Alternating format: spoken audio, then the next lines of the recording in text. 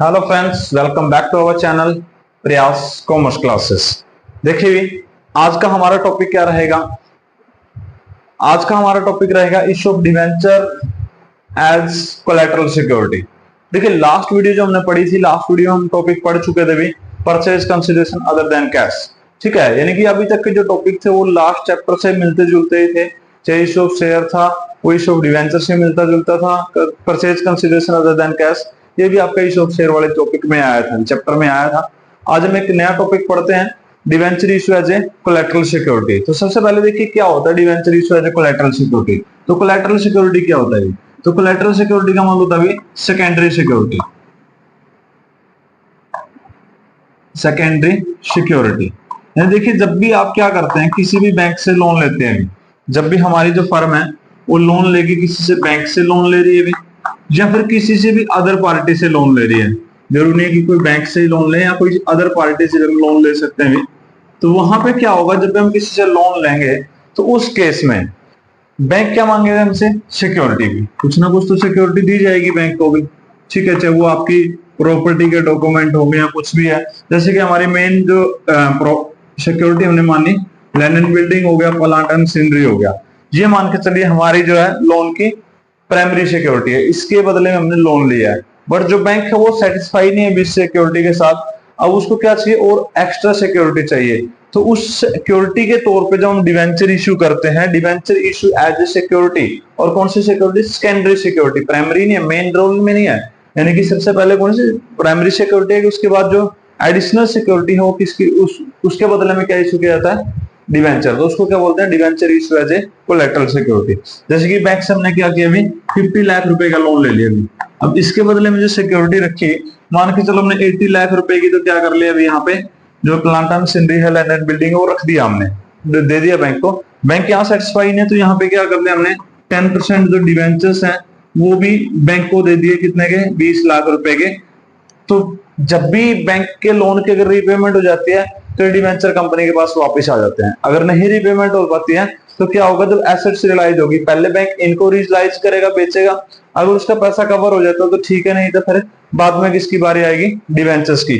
तो डिवेंचर अपने पास रख लेगा और बैंक को क्या वहां पे इंटरेस्ट वगैरह जो मिलना स्टार्ट हो जाएगा, वो सारे राइट उसके पास आ जाएंगे जो एक नॉर्मल शेयर होल्डर के पास होते हैं। ठीक है, तो ये था भी debenture issue as a collateral security. अब देखिए यहाँ पे इसका जो अकाउंटिंग ट्रीटमेंट है भी वो कैसे होगा। अगर मैं इसके अकाउंटिंग ट्रीटमेंट की बात करूं तो सबसे पहले देखिए यहाँ पे एक लोन लिया जाता है बैंक से, तो एंट्री बनेगी हमारे पास bank account debit to bank loan. दो मेथड है इसका अकाउंटिंग ट्रीटमेंट करने के। फर्स्ट मेथड है bank account debit to bank loan. तो बैंक लोन से हमने कितना अमाउंट यहाँ पे रिकवर किया भी, एक तो वो यहाँ पे लिखा जाएगा। ठीक है, जो भी अमाउंट हमने लिया है लोन से का, और यहाँ पे लिखोगे loan taken from the bank, loan taken from जो भी हमारा बैंक होगा भी, एसबीआई होगा, पीएनबी होगा, एचडीएफसी है, जो भी बैंक का नाम हो लिख देंगे कि इस बैंक से हमने इतना इतना लोन ले लिया। फर्स्ट मेथड तो ये है कि हमने क्या कर लिया, अभी इसकी एंट्री करेंगे, बदले में जो डिवेंचर इशू वगैरह जो कोलैटरल सिक्योरिटी इशू किए गए उसकी कोई एंट्री नहीं की जाएगी। ठीक है, सेकंड इसके बाद जो है आपके पास जो सेकंड मेथड है, फर्स्ट मेथड तो क्लियर हो गया कि एक ही एंट्री बनेगी, bank account debit to bank loan, जितने का लोन लिया उसकी एंट्री पास कर दी।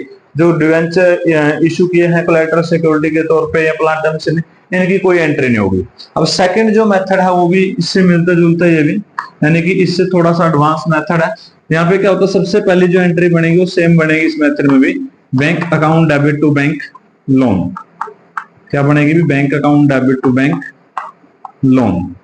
अब यहाँ पे देखिए जब बैंक में लोन आया, जो पैसा लिया हमने लोन का, उसकी एंट्री तो सेम रहेगी, bank account debit to bank loan.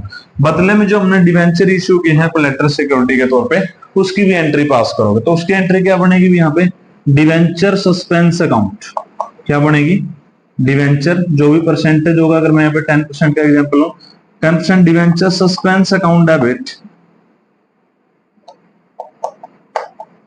To 10% debenture. तो एंट्री क्या बनेगी? Debenture suspense account debit to percentage debenture. ये वो एंट्री बनेगी भी जितने की वैल्यू के हमने क्या की है, डिवेंचर इशू किए हैं एज ए कोलैटरल सिक्योरिटी। ठीक है, तो बैंक लोन की entry bank to bank loan हो जाएगी, जो डिवेंचर इशू किया बदले में एज ए कोलेटरल सिक्योरिटी की एंट्री क्या बनेगी, debenture suspense to 10% to debentures. उसके बाद इसी क्वेश्चन में बैलेंस शीट भी बनानी पड़ती है अभी। अब बैलेंस शीट कैसे बनाओगे भी, अब बैलेंस शीट देखिए, कंपनी की बैलेंस शीट हमने इशू ऑफ शेयर वाले चैप्टर में पढ़ी थी,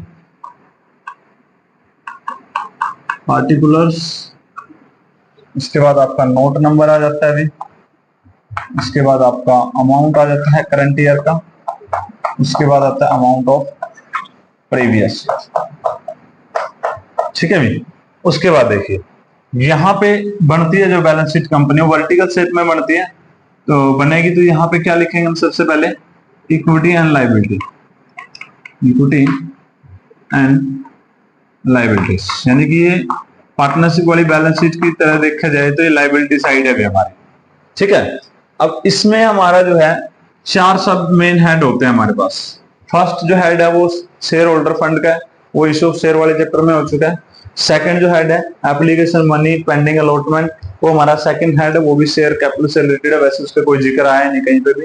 थर्ड जो है वो नॉन करंट लायबिलिटी का, उसका जिक्र यहाँ पे इस चैप्टर में आएगा, क्या आएगा, नॉन करंट लायबिलिटी। ये हमारा क्या है भी, नॉन करंट लायबिलिटी, ये हमारा थर्ड हेड है जो इस चैप्टर के अंदर जरूरत पड़ेगी। और इसका भी जो सब हेड है भी वो कौन सा है, लॉन्ग टर्म बोरोइंग, कौन सा है, लॉन्ग टर्म बोरोइंग। तो यहाँ पे जो है अमाउंट आपको दिखाना पड़ेगा इस चैप्टर में, जैसे वहां पे शेयर कैपिटल में दिखाते हैं, यहाँ कहाँ दिखाएंगे भी, लॉन्ग टर्म बोरोइंग में दिखाया जाएगा। अब लॉन्ग टर्म बोरोइंग है उसके लिए नोट्स बनाया जाएगा भी, तो देखो नोट्स टू अकाउंट कैसे बनेगा, क्योंकि मेन चीज तो हमारे पास ये होता है नोट्स टू अकाउंट्स। अब नोट्स टू अकाउंट में अगर आप देखोगे तो सबसे पहले आपको क्या दिखाना है इसके अंदर भी, जो डिवेंचर्स हमने इशू किए हैं यहाँ पे as a collateral security, second method की अगर मैं बात करूं तो डिवेंचर्स जितने भी थे वो हमने यहाँ पे लिखे, उसमें से माइनस करेंगे भी हम डिवेंचर सस्पेंस, क्या माइनस करेंगे, डिवेंचर सस्पेंस अकाउंट। अब देखिए दोनों में ही सेम वैल्यू होती है अभी, सेम वैल्यू क्या मतलब है कि जितने डिवेंचर ने इशू किया था एंट्री क्या कर रहे हैं, debenture suspense account debit to debentures, तो जितने के डिवेंचर क्रेडिट हुए उतने का डिवेंचर सस्पेंस भी तो डेबिट हुआ है, इसलिए जितने डिवेंचर डेबिट क्रेडिट हुए हैं उतने का सस्पेंस था, तो दोनों का डिफरेंस 0 ही आएगा, ठीक है। अगर पहले से कोई डिवेंचर इशू तो अलग बात है, नहीं इनका तो कितना आएगा, 0 ही बैलेंस आएगा, तो ये आपने दिखा देने हैं अभी। उसके बाद जो है एक यहाँ पे दिखाओगे बैंक लोन, बैंक से आपने जो लोन लिया है अभी वो बैंक लोन दिखाया जाएगा, वो कितने का लोन लिया वो दिखाओगे, और फिर फाइनली जो इन दोनों का जोड़ आएगा, इसका जोड़ और बैंक लोन का जोड़, वो आपने कहाँ दिखाना है अभी, लॉन्ग टर्म बोरोइंग की जो सब हेड है वहां पे दिखाना है बैलेंस शीट के अंदर। क्लियर है, टॉपिक समझ आया अभी, bank account debit to bank loan, उसके बाद debenture suspense to percentage debenture, balance sheet में जाओगे तो इक्विटी एंड लायबिलिटी का तीसरा जो हेड है वो है नॉन करंट लायबिलिटी, उसमें जो पहला सब हेड है non current long term borrowing, वो हमने यहाँ पे लिखना होता है। और लॉन्ग टर्म बोरोइंग में क्या क्या आएगा, डिवेंचर्स आएंगे, लिख लोगे, माइनस कर दोगे डिवेंचर सस्पेंस और एक बैंक लोन की जो वैल्यू वो दिखाओगे, तो आपका बैलेंस शीट का भी जो पार्ट है वो कंप्लीट हो जाएगा। क्लियर है भी, तो ये था हमारा issue of debenture as a collateral security. देखिए भी क्वेश्चन को थोड़ा सा, टॉपिक को क्वेश्चन की हेल्प से समझने की कोशिश करेंगे ताकि चीजें आपको और ज्यादा अच्छे तरीके से क्लियर हो जाएंगी, ठीक है। तो देखिए क्या कहता है भी क्वेश्चन, तो देखिए भी क्वेश्चन क्या कहता है भी हमारा इस टॉपिक का, कहता है SS limited take a loan और obtain a loan of 5 lakh from SBI state bank of India. SS limited ने क्या किया, एक लोन लिया 5 लाख का, किससे लिया, एसबीआई का से, at the rate of 10% interest, 10% interest के ऊपर लोन लिया है। Issued and company issued ₹7,50,000 10% debenture of 100 each, और कंपनी ने क्या किया अभी 7,50,000 के जो डिवेंचर है 10% वो इशू कर दिए, 100 का एक डिवेंचर है यहाँ पे इन फेवर ऑफ बैंक के फेवर में एज ए कोलैटरल सिक्योरिटी, क्योंकि उसने लोन लिया है, लोन के बदले में इशू किए गए अभी, और पास द जर्नल एंट्री। फर्स्ट जो इसने केस का हमने कहा 2 मेथड है सॉल्व करने के, तो इसने बोला फर्स्ट केस जो है यहाँ पे एंट्री करने का, कहते when the company decide not to record the collateral security debenture issue as a collateral security, इनको कंपनी क्या रिकॉर्ड ही नहीं करना चाहती। एक तो वो मेथड हो गया नहीं फर्स्ट मेथड, और एक हो गया कि डिवेंचर्स को रिकॉर्ड करना चाहते तो क्या हो गया सेकंड मेथड। दोनों मेथड से देखिए कैसे क्वेश्चन सोल्व होगा। अभी फर्स्ट जो मेथड कहता है यहाँ पे क्या एंट्री होगी, जो लोन लिया गया। अब लोन कितना लिया गया, इसी यही एंट्री जो आपको लिखवाई थी यहीं पे आपका अमाउंट आ जाएगा, कंप्लीट हो जाएगा क्वेश्चन। तो bank account debit to bank loan, कितना अमाउंट आपने लिया, 5 लाख। तो इसकी तो एक ही एंट्री बनती है, डिवेंचर सस्पेंस की एंट्री बनेगी नहीं, ठीक है। लेकिन सेकेंडरी जो केस है, जो सेकंड मेथड है, वहां पे क्या होगा, पहले एंट्री किसकी करोगे, लोन लेने की, bank account debit to bank loan की। कितना लोन हमने लिया, 5 लाख रुपए का लोन लिया। यही एंट्री मैंने अभी समझाई थी, मैं अमाउंट पुट कर रहा हूं, ठीक है। और डिवेंचर कितने इशू किए, 7,50,000। तो यहाँ पे जो एंट्री बनेगी, जो डिवेंचर इशू किए, debenture suspense account debit to percentage debenture, वो कितना है, 7,50,000, ठीक है। तो ये डिवेंचर हमारे इतने इशू कर दिए हमने। तो एंट्रीज दो ही पास होंगी। इसकी नरेशन क्या लिखोगे, loan taken from the SBI bank, और इसकी नरेशन क्या लिखोगे, debenture issued against the against the collateral security, या issue to SBI as a collateral security. तो कुछ भी लिख सकते हैं कि इतने डिवेंचर हमने इशू किए हैं एसबीआई बैंक को। होगी भी दोनों एंट्री, बस यही एंट्री है, इसमें और कोई एंट्री है ही नहीं है। उसके बाद अगर बैलेंस शीट पे मैं आता हूँ, तो बैलेंस शीट में हमारी क्या है, पर्टिकुलर्स दे रखा है, अभी लिखा हुआ हमने अभी समझाया था आपको। तो इक्विटी लायबिलिटीज है, नॉन करंट लायबिलिटी है, लॉन्ग टर्म बोरोइंग में हमने अमाउंट लिखना होता है। तो लॉन्ग टर्म बोरोइंग में क्या क्या आएगा वो देख लीजिए। सबसे पहले क्या आता है, डिवेंचर। तो हमने डिवेंचर कितने इशू किए हैं बेबी, यहाँ पे हम डिवेंचर इशू करते हैं 7,50,000 के, यही इशू किया। माइनस क्या किया मैंने, डिवेंचर सस्पेंस। तो डिवेंचर सस्पेंस भी कितना था, अभी सेम वैल्यू थी 750। तो जितने के डिवेंचर इशू करें उतना ही क्या होगा, डिवेंचर सस्पेंस माइनस हो गया। तो वैल्यू कितनी बची हुई, 0। यहां तो कोई इफेक्ट पड़ा नहीं। उसके बाद बैंक लोन कितने का हमारे पास, 5 लाख का। बैंक लोन कितने का, 5 लाख का। तो इनका टोटल कितना बढ़ता है, लॉन्ग टर्म लायबिलिटी का या लॉन्ग टर्म बोरोइंग का, 750 माइनस 750 0, और यहाँ पे सिर्फ 5 लाख बचा। तो यही जो 5 लाख आप कहां दिखा दोगे भी, करंट ईयर के अमाउंट में दिखा दोगे इसको। क्लियर है, ये सेकंड मेथड की बात। अगर फर्स्ट मेथड कोई बैलेंस शीट में दिखाओगे, फिर तो आपको डिवेंचर और डिवेंचर सस्पेंस भी माइनस करने की जरूरत नहीं है, सीधा बैंक लोन दिखाओगे 5 लाख, क्योंकि एंट्री किसकी करी गई है, सिर्फ बैंक लोन की। वही बैंक लोन आप दिखाओगे, वही आपके लॉन्ग टर्म बोरोइंग है। आंसर पे तो कोई फर्क पड़ेगा नहीं, ठीक है। तो ये था हमारा टॉपिक इसका, debenture issue as a collateral security. हमने इसका क्वेश्चन पढ़ा अभी, जिसमें आपने जो भी एंट्री है इससे रिलेटेड वो पढ़ ली, क्योंकि और तो एंट्री इसमें बढ़ती भी नहीं, यही एंट्रियां बढ़ती हैं। तो उम्मीद करते हैं क्वेश्चन आपको अच्छे से समझ आया होगा। लेकिन फिर भी हम थोड़ा सा और अच्छे तरीके से समझने के लिए क्या करते हैं, एक क्वेश्चन और करते हैं इसी टॉपिक से रिलेटेड, ताकि आपका टॉपिक जो है अच्छे तरीके से क्लियर हो जाए। तो देखिए हमारा नेक्स्ट क्वेश्चन। सेकंड क्वेश्चन क्या कहता है हमारा, कहता है India limited made the following issue. जो इंडिया लिमिटेड है उसने अलग अलग इशू किए, भी अलग अलग केस दिए गए हैं। फर्स्ट केस में क्या कहता है, फॉर कैश इशू जो किए गए debenture for cash 90% 6,000 debenture of 100 each. यहाँ पे 90% कैश में इशू किए गए, मतलब जो फर्स्ट केस आ गया 100% वैल्यू से 90% में अगर इशू कर रहे हैं, तो यहाँ पे क्या होगा, 10% कम में इशू किए जा रहे हैं, मतलब इशू एट डिस्काउंट वाला टॉपिक है, ठीक है। 1100 debentures of 100 each to a creditors for a machinery. एक क्रेडिटर को इशू किए गए, एक मशीन उससे हमने खरीदी थी, और कितने की मशीन खरीदी थी, 1 लाख रुपए की, ठीक है। उसके बाद है बैंक को इशू किया गया, 7 लाख का लोन दिया गया, और कोलैटरल सिक्योरिटी के तौर पे 10,000 जो डिवेंचर है वो 100 ईच के हिसाब से हमने इशू किए हैं। तो देखिए अलग अलग केस में क्या एंट्री बनेगी। फर्स्ट हमारे पास जो केस रहेगा, एप्लीकेशन मतलब डिस्काउंट पे हमने इशू कर दिया, तो बैंक अकाउंट डेबिट टू 8 कितने परसेंट है भी हमारे पास, 6%। यहाँ पे परसेंटेज दी नहीं हुई है, तो हम सीधा ही लिख देंगे भी परसेंटेज डिवेंचर, जो भी क्वेश्चन में होगी वही डिवेंचर लिख दें।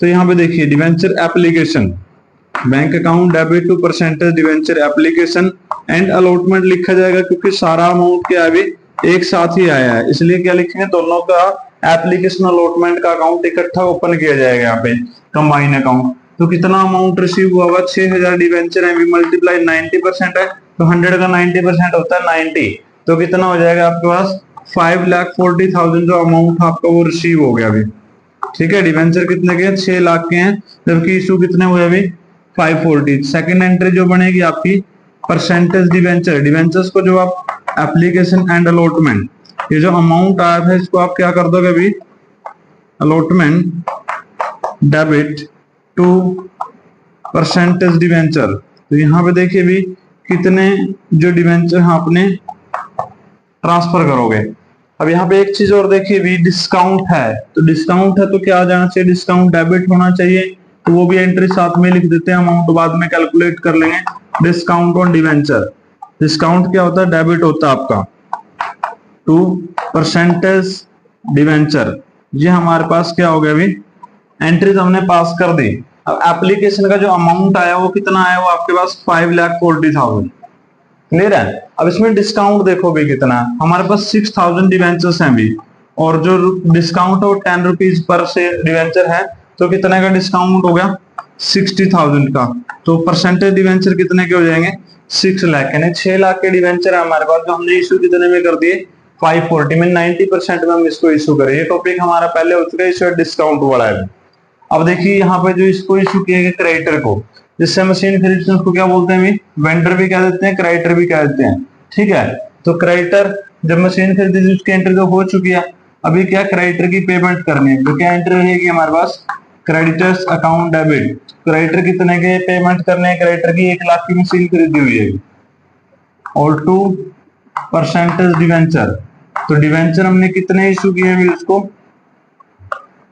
तो 1100 डिवेंचर इशू किया गया है, और एक डिवेंचर कितने का, 100 का। तो यहाँ पे डिवेंचर इशू कर दिए 1,10,000 रुपए के भी, यानी कि मशीन कितने की, 1 लाख की, डिवेंचर कितने के इशू हो जाते हैं, 1,10,000 के। एक्सेस वैल्यू यानी कि डिवेंचर ज्यादा वैल्यू के इशू किए गए, ज्यादा वैल्यू के डिवेंचर, अगर 1,10 के डिवेंचर आप उसको 1 लाख में दे रहे हो, इसका मतलब क्या हो गया यहाँ पे, डिस्काउंट ऑन डिवेंचर। तो क्या हो गया कि कम वैल्यू पे इशू करने का मतलब होता है डिस्काउंट दिया गया है, तो discount on debenture account debit, कितने का डिस्काउंट दिया गया है, 10,000 में, क्योंकि 1,10,000 रुपए के डिवेंचर आपने कितने में इशू करे हैं, 1 लाख के बदले में, तो यहाँ पे 10,000 क्या हो जाता है, डिस्काउंट है आपका, लॉस है।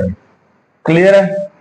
अब देखिए उसके बाद बैंक को इशू किए गए, क्योंकि बैंक से क्या लिया हुआ हमने, लोन, तो लोन कितने का भी, 7 लाख का। तो फर्स्ट एंट्री क्या बनेगी, bank account debit to bank loan, क्या एंट्री होगी भी, bank account debit to bank loan. कितने का लोन लिया गया, 7 लाख का, फर्स्ट एंट्री। क्लियर।